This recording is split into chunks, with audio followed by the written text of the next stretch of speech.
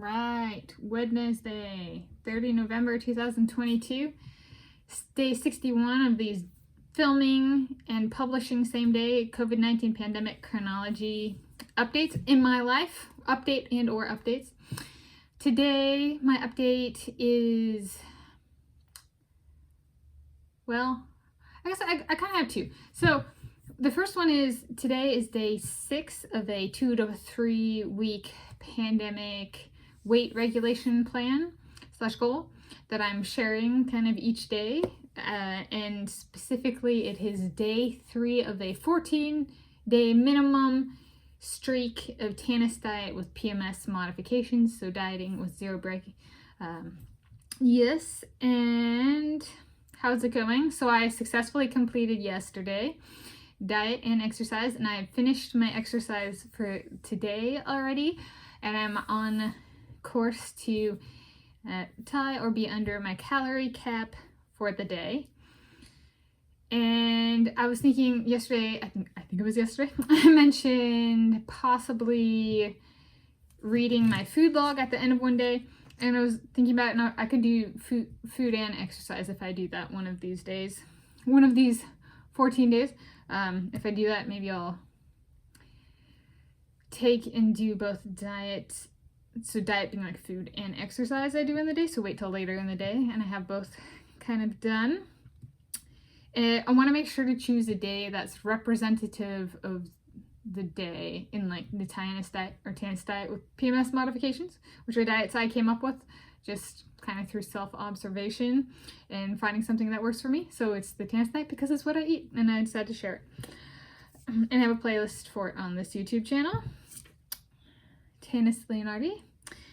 And what else? So keeping myself distracted, I've been continuing watching Good Mythical Morning.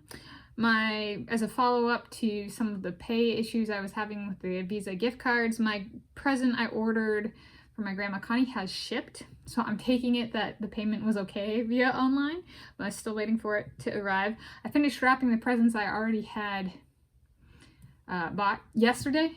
So that's the last present to arrive and wrap. So I'm doing pretty good this year. Good for me anyway.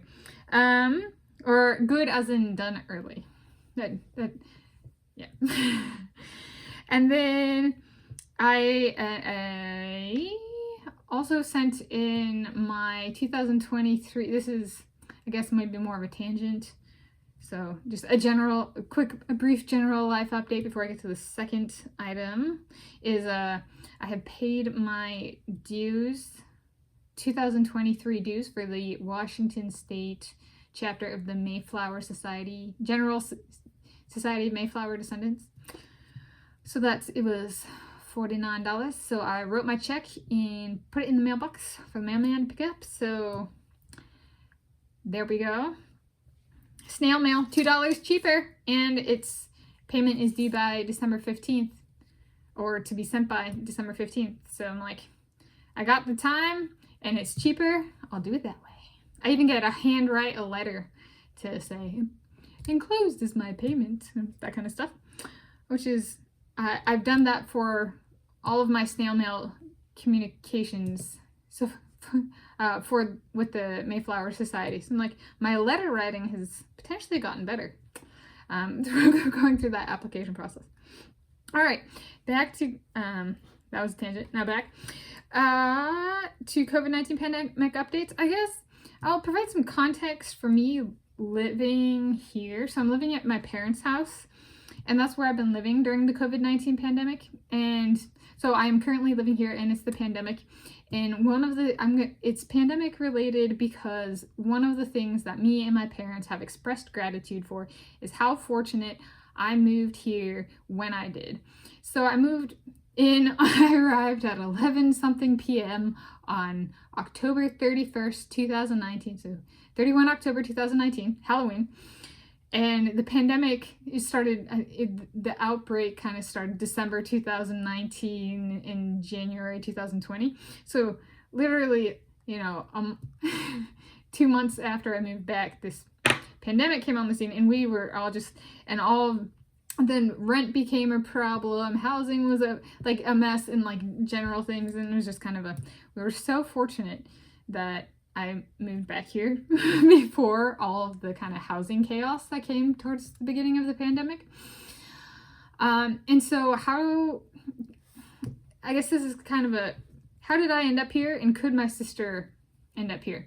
And that was something we actually talked about more towards the beginning of the pandemic, because she does own houses that she rents out, and it was kind of the concern of, what if her tenants don't pay? What if she can't pay the mortgage? That kind of thing. So it was something, it was like, can you imagine if Lindsay and Jake moved in here with the dog? Because at that time it was just Shotzi, I think, when we were talking about it, and then they got Thunder later.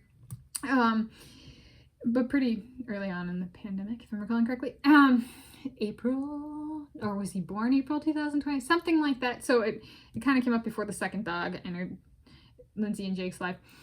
So in that sense, yeah, she could. I think, I mean, in the sense of like we talked about it at the time, I don't know. I think it was more of like, they probably wouldn't. Like, I don't know if they would want to. We didn't know, like, that kind of thing. And since it's kind of like, not really discussed at all. The context for me moving in here was 2018. I started talking about how I was going to leave UC Berkeley, and the idea of quitting with no degree kind of entered the discussion with my parents because I was so miserable there. And then in March 2019, plus or minus a month, I was talking, it kind of escalated in severity, and then in like, August, maybe 2019, I was very miserable. August or September 2019, and I had a really bad meeting with my last research advisor. I had 6 different research advisors in my time there. I was there for over 4 years. That's not an uncommon number for PhD students in physics, and I was doing geophysics. So I think it was around August 2019 that they said, if something goes wrong, it's okay if you move in here. And I moved in here on October 31st, 2019. It's 31 October 2019. So there was a couple months approximately between them communicating, if something happens, just move home. And I ended up taking them up on that offer. And what was the trigger for me quitting UC Berkeley? Some people ask, like, well, there's a bunch of reasons, like, why you left, and we get that, but was there, like, a moment where you knew you were going to leave with no degree? And yeah, there was a meeting. It was my last research advisor, and there was a meeting, and it was, like, our first meeting together with me as his graduate student, and we had scheduled a start time, and I arrive at the start time of the meeting, or, like, a minute or two early.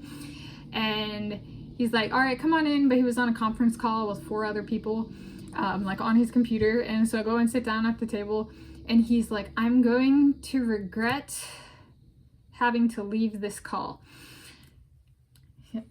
So he called me worthless in front of a group of people with me in the room. And those are the kind of that's the kind of moment that made me suicidal at the time. And I was sitting there being like, I'm out. This is super advisor number 6, and just I was just done. And so I actually I lasted, like, I think a month and a half long. I lasted 6 weeks longer, but like gradually I just kind of lost when my own advisor doesn't even want to interact with me, and calls me worthless in front of a group of people. I'm just like, well, why would I graduate with a degree from this university with somebody as an advisor, where that's going to be brought up so long as I have the degree, like, so then for life? And I was just like, no, I'm out of here. I don't know how to get out of here, but I'm out of here. And I was like, I could leave the room right now. I could walk out of this meeting. And then I was like, I remembered my dad, and my dad worked at Boeing, the aerospace company, for over 40 years. And he quit. He was not fired, he quit. And he quit because he was kind of fed up with some of the culture that was developing. And he had this one more meeting thing. And He's like, I'm one bad meeting away from just walking away. And that's actually why he quit. So he quit before I quit. And so I was